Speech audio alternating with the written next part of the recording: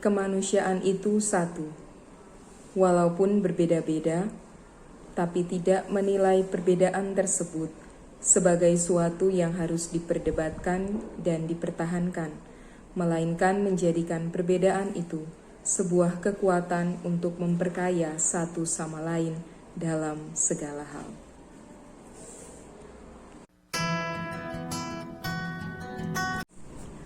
Banyak hal yang diperjuangkan oleh Monsinyur Soegiopranoto selama masa menuju kemerdekaan hingga mempertahankan kemerdekaan.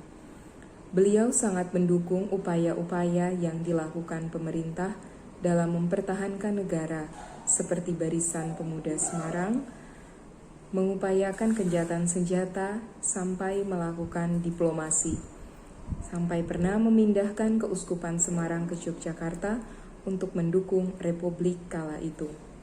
Berkat perjuangannya pula, Vatikan menjadi negara pertama yang mengakui kemerdekaan Indonesia.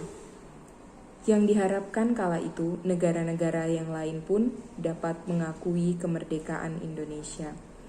Dari semua yang beliau perjuangkan, semuanya hanya bertujuan agar Indonesia menjadi bangsa yang bersatu menuju keadaan yang dikehendaki Tuhan, di mana tidak ada lagi perang, ketidakadilan, dan tangisan.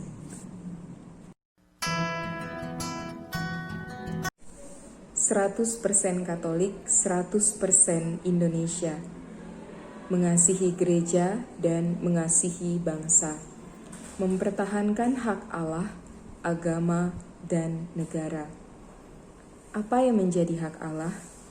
Allah berhak melihat manusia saling mengasihi karena Ia telah mengajarkannya kepada kita.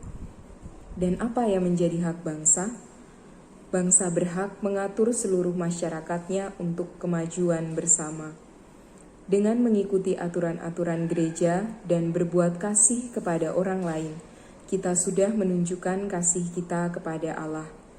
Dengan berpartisipasi dalam pemilihan umum, membayar pajak, dan dengan tertib melakukan peraturan-peraturan di tempat umum, kita sudah menunjukkan cinta kita kepada negara.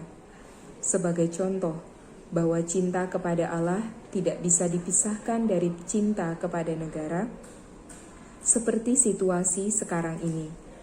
Rumah ibadat masih ditutup karena pandemi. Kita ikuti aturan dari pemerintah dengan cara beribadah di rumah. Itulah salah satu cara menjadi 100% Katolik dan 100% Indonesia.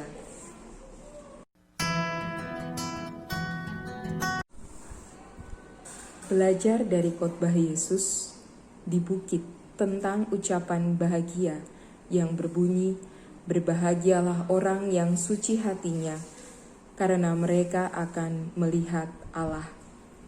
Tuhan pertama-tama menghendaki kesucian yang timbul dari hati, bukan dari kata-kata, apalagi tindakan yang dibuat-buat agar terlihat berbuat kasih. Kesucian adalah bentuk kasih manusia kepada Allah yang pertama-tama muncul dari hati, lalu dilahirkan lewat tindakan dan kata-kata.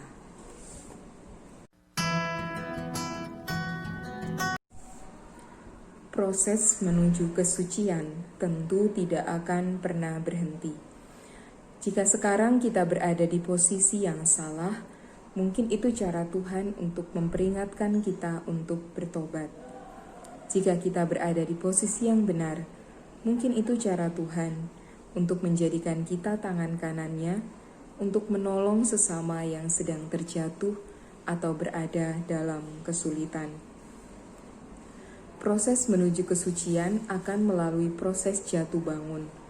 Tinggal kita mau membuka diri untuk memahami kehendak Tuhan di setiap kejadian atau tidak. Seperti pada Injil Lukas bab 6 ayat 10-26. Di sana dituliskan ucapan bahagia dan peringatan. Tuhan tahu bahwa manusia bukan hanya tahu bangkit, tapi juga akan mengalami kejatuhan. Maka dari itu Tuhan sudah mengajarkan cara bersyukur dan peringatan untuk setiap kesalahan.